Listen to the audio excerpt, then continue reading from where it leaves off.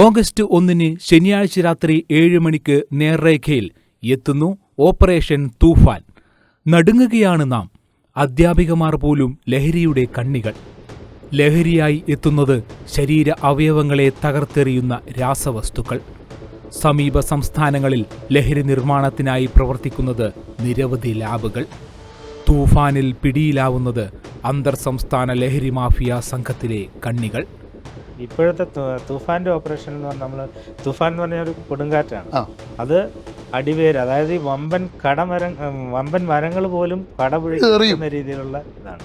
അതുകൊണ്ട് ഇതിൽ നിന്ന് നമ്മൾ മുന്നോട്ടുള്ള ഇതിൻ്റെ സപ്ലൈ ചെയ്യുന്ന ബൾക്ക് ക്വാണ്ടിറ്റി ആയിട്ട് സപ്ലൈ ചെയ്യുന്ന ആളുകളെയാണ് നമ്മളിപ്പോൾ ടാർഗറ്റ് ചെയ്യുന്നത്. 2000 രൂപയല്ലോ 500 രൂപയ്ക്കോ വേണ്ടിയിട്ടായിരിക്കും ഈ സാധനം ഇത് ഇവിടുന്ന് എടുത്ത് നീ അവിടെ കൊണ്ടേ കൊടുത്താൽ മതി എന്ന് മാത്രമേ പറയുന്നുള്ളൂ. ഇതിനൊക്കെ 2500 രൂപ തരും.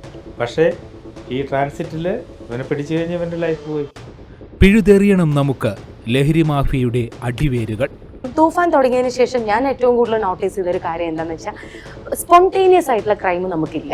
നടു റൂട്ടിൽ കുത്തിക്കൊന്നു, വഴക്കിനിടെ അടിച്ചു കൊന്നു, വണ്ടി കയറ്റിക്കൊന്നു, ഇതൊക്കെ കേൾക്കുന്നത് വളരെ കുറവാണ്. ന്യൂസ് ഇല്ല. ഡെയിലി നമുക്കിപ്പം ന്യൂസ് അപ്ഡേഷൻസ് വരുമ്പം ഏറ്റവും കൂടുതൽ കേൾക്കുന്ന ന്യൂസാണ്. സോ ഈ MDMAയുടെ ഒരു ഏറ്റവും പ്രത്യേകത, ഇതൊക്കെ ഹാലൂസിനേഷൻ ഉണ്ടാക്കുന്ന ടൈപ്പ് ഓഫ് ഡ്രഗ്സ് ആണ്.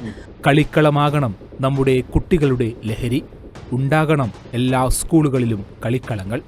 ഹാർഡ് ലിക്കർ കഴിക്കുന്ന ഏറ്റവും വലിയ കുടിയന്മാരെ റാക്ക് കഴിക്കുള്ളൂ. പണ്ട് നമ്മളെ 10ാം ക്ലാസ്സിലെ കുട്ടി സ്കൂളിൽ റാക്ക് കഴിക്കാൻ പോയത്. കഞ്ചാവ് എന്ന് പറഞ്ഞാൽ പഴയ പോലത്തെ കഞ്ചാവ് അടിച്ചാലും പ്രശ്നമൊന്നുമില്ല. നമ്മളെ ദിലീപ് അടിച്ച പോലെ സലീം ഇംഗ്ലീഷെല്ലാം വരുന്നേ ഉള്ളൂ. ഇത് ഹൈബ്രിഡ് കഞ്ചാവ്. നമ്മുടെ മക്കളുടെ ഭാവി തകർക്കുന്ന, കുടുംബങ്ങളുടെ സ്വസ്ഥത നശിപ്പിക്കുന്ന മഹാവിപത്തിനെതിരെ നമുക്കും അണിനിരക്കാം.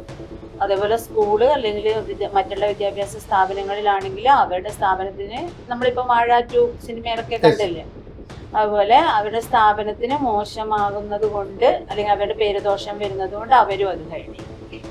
ആദ്യം എല്ലാവരും ഒരുപോലെ ഒരുമിച്ച് നിന്നുകൊണ്ട് മാത്രമേ എന്തെങ്കിലും ചെയ്യാൻ പറ്റൂ. ഇപ്പൊ ഈ കുട്ടികൾക്ക് വീട്ടിൽ നിന്ന് കൊടുക്കുന്ന പൈസക്കൊരു ലിമിറ്റേഷൻ ഉണ്ട്. അവർക്കിത് റീചാർജ് ചെയ്യണം, പുതിയ മൊബൈൽ വാങ്ങണം.